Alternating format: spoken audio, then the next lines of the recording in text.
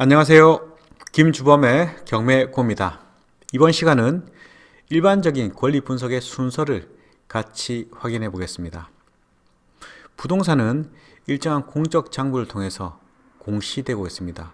그 공적 장부는 권리에 관한 것이 등기사항지명서, 일반적으로 등기부로 통용되는 이 장부를 통해서 확인되는 것이죠.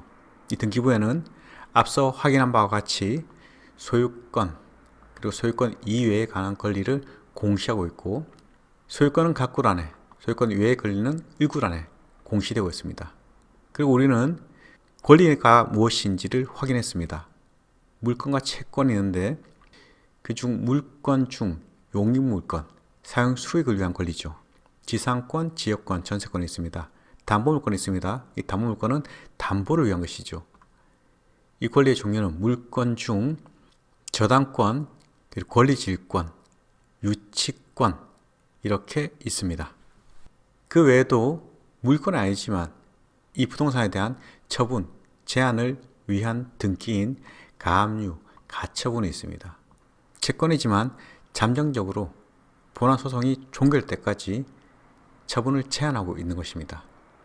그 외에도 등기되지 않는 권리가 있습니다.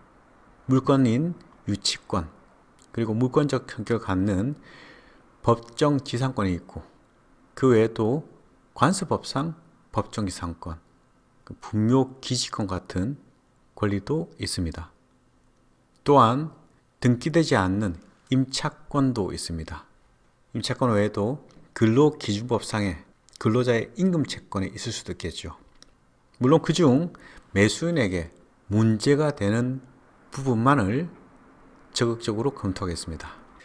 우선 제3자가 입찰에 참가하는 경우를 확인해 보겠습니다. 제3자라 함은 이 부동산의 이해관계인이 아니겠죠. 경매 내역을 보다 보니 이 부동산이 경매에 나왔는데 가격이 저렴한 것 같아 라는 이유로 입찰에 참가할 수 있겠죠. 이 매수인은 제3자가 될 수 있습니다. 그리고 이해관계인이 될 수도 있는 것이죠. 권리 분석의 순서는 정해져 있지 않습니다. 그렇지만 경매에 진행되는 그 절차에 따라서 그 순서를 비춰보면 제3자가 입찰에 참가하는 경우, 이 권리 분석은 여러 가지 권리를 시간적 순서로 나열해 봅니다. 그 중에서 매각 이후에 소멸한 권리, 그리고 인수되는 권리를 찾아내면 되는 것이죠. 두 번째, 예측을 하는 분석을 또 해야 됩니다. 그 외에도 인수해야 될 임차권, 즉 대항에 있는 임차권을 말한 것이죠. 이자가 전액 배당을 받으면 그 보증금을 내가 인수하지 않고 쉽게 명도 문제를 해결할 수 있습니다. 그 노하우도 같이 확인하겠습니다. 그리고 확정일자를 갖추지 않은 대항이 없는 임차인이 있습니다. 이자가 배당금을 큰 손해 없이 받는다면 매수인은 그 비용 부담도 될 수 있고, 매도 소송의 시간과 비용도 줄일 수 있습니다. 마찬가지로 배당에 대한 분석을 제대로 하셔야 되겠죠. 결국 임차인이 있는 부동산에 입찰을 할 때에는 배당 가능성이 제일 큰 것입니다. 정확한 임차인의 배당 가능액을 계산해야 권리 분석이 끝난다고 할 수 있는 것이죠. 따라서 부동산에 대한 물건 분석, 이 가치가 얼마인지, 가치 외에도 현재 시세가 어떻게 되는지 당연히 필요한 것이지만 내가 온전한 점유할 수 있는 기간을 줄이는 것, 이게 더욱 높은 권리 분석의 필요성입니다. 정리해보면 이 권리 분석을 할 때 첫 번째, 해당 부동산에 있는 여러 가지 권리, 시간적 순서로 나열합니다. 여기서 우리는 매각 이후에 소멸하는 권리, 그리고 인수한 권리를 찾을 수 있는 것이죠. 그 다음이 권리관계에 대한 변동 가능성을 예측하는 것입니다.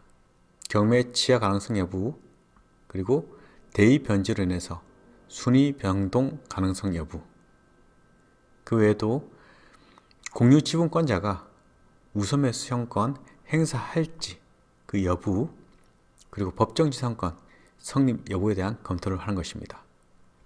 그 외에 임차인과 관련된 분석은 배당 예측만 잘 하시면 큰 무리가 없이 내가 명도에 좀 힘을 많이 안 들일 수 있다는 것도 확인할 수 있습니다.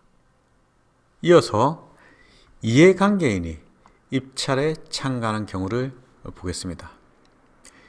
이해관계인이 입찰에 참가한다면 보다 편한 권리 분석을 할 수 있습니다.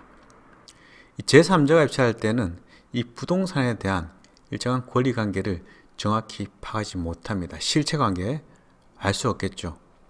반면 이해관계인은 처음부터 진행되는 단계부터 끝까지 이해관계인으로 분류되어서 이 사건 내역에 대한 확인을 할 수 있습니다.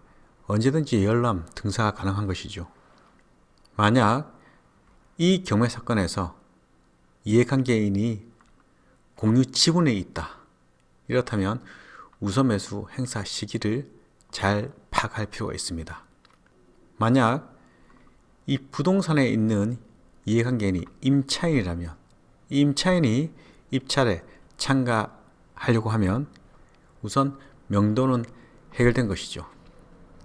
이 소멸 기준 권리를 파악만 잘한다면 큰 문제는 없는 것입니다. 물론 임차인 내가 배당 예측을 하는 것도 중요한 것이겠죠.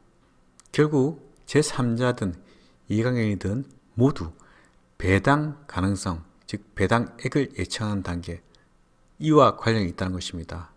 따라서 권리 분석은 당연히 필요하지만 더 중요한 것이 이 채권자들, 그 채권자 중에서도 현재 점유하고 있는 권리 있는 채권자, 즉 임차인 또는 임차인 외에 권리 있는 자가 배당을 얼마나 받을 것인지, 이런 부분에 신경을 좀 많이 써야 되는 거겠죠. 이번 시간은 권리 분석의 순서를 간략히 확인했습니다. 다음 시간에 뵙겠습니다.